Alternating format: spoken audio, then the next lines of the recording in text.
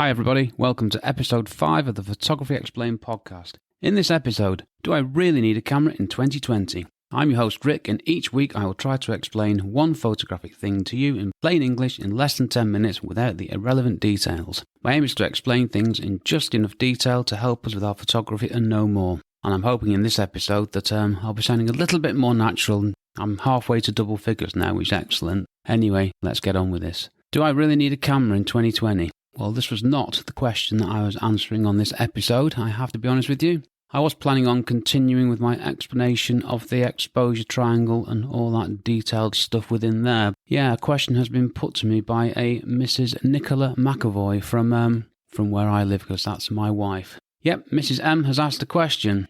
Her question was, and this is having listened to episodes 1 to 4, and she made a very good point. Yeah, all this detail's just great, but do I need a camera? Very good question. Let's have a look at answering it. The answer is this. It's very simple. It depends. Sorry if that's a bit of a cop-out, but it really does depend on a lot of things. Firstly, what are your aims for your photography? Do you just like going out taking photos, or snaps as somebody I know calls them? Do you want to make a living from photography? Do you want to go professional? Do you want to learn advanced techniques? Or are you just happy wandering around snapping photos with your phone? Now, I have to say that the answer depends, and it's really irrelevant. What matters?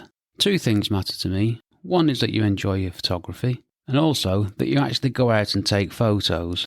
You do those two things, it doesn't really matter what you use, whether you use a camera, a phone. No right or wrong answer. It's down to everybody's own needs and tastes. What about me then? I need a camera. I use a full-frame Canon DSLR for my architectural and construction photography work. Now, a full-frame camera has a large sensor which captures lots of information. I also have an Olympus Micro Four Thirds camera or two, which I now use for my travel photography, but the Canon 6D is my main commercial camera. I use my iPhone as well for videos, photos, behind-the-scenes shots, and, as a phone. Believe it or not, these phone things that everybody carries around with them, there's a wonderful thing you can do with them. You can actually dial some numbers in there and talk to somebody else. It's not a device that you're required to walk around staring at. You can actually speak to people. My phone's in day-to-day use, and sharing photos is one of the massive benefits. Can you get great photos with a phone? You sure can.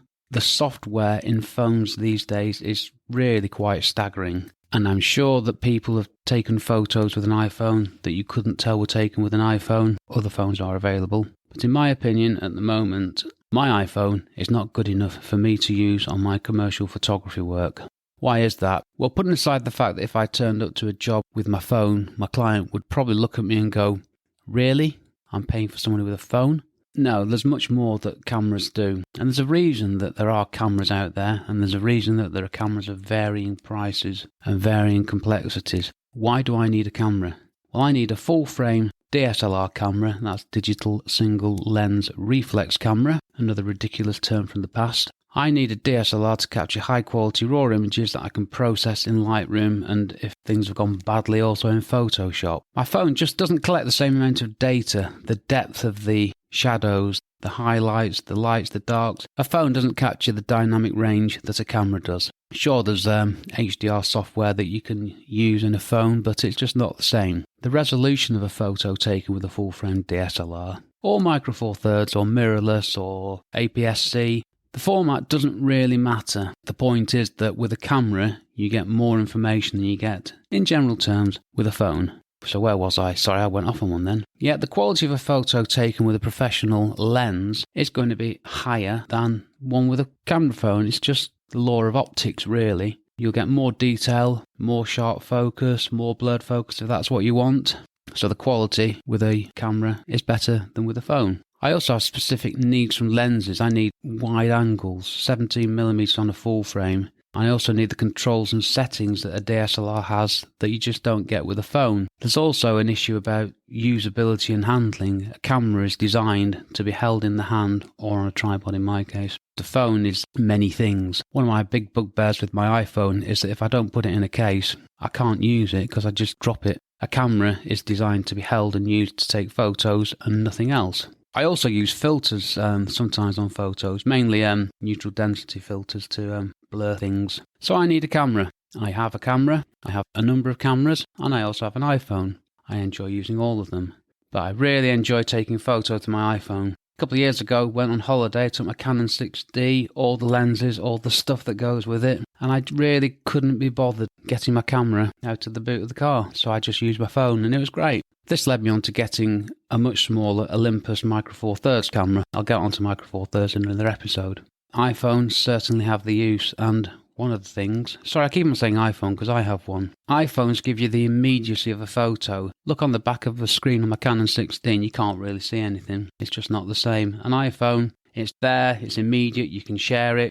Do you, me, anyone, do we need cameras in 2020? Or is a phone all we need? Well, as I said before, I'll say it again. Down to each person. We're all different. We all have our own needs, wants and preferences. And I'll go back again to the more important point. It's more important that we're all out there taking photos, practicing, learning photography, whatever it is that we use. Getting out and taking photos, the number one way to improve your photography. It sounded like an advert, didn't it? Right, I could go on. Oh, believe me, I could go on about this indefinitely, but I'm going to stop there. Yeah, I did have a plan for the episodes. I was getting into very specific technical things which I was going to explain, because I've got a prompt on my iPad in front of me saying, next on the Photography Explained podcast, and I'll be honest with you, I haven't got a clue.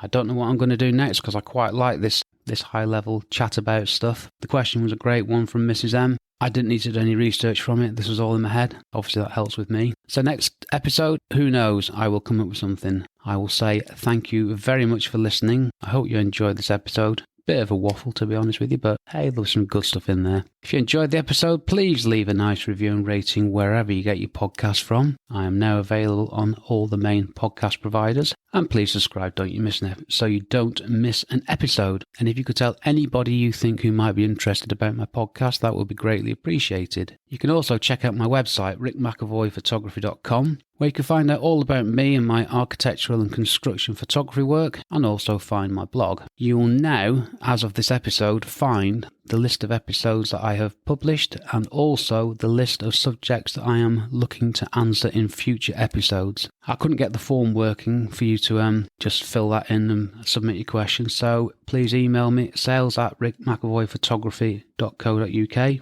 and I will add it to the list. This episode is brought to you by mainly Alta Rica Coffee and Biscoff Cream Biscuits. They kept me going, if only that was a sponsored link. Thanks again for listening, and I will see you on the next episode. Cheers from me, Rick.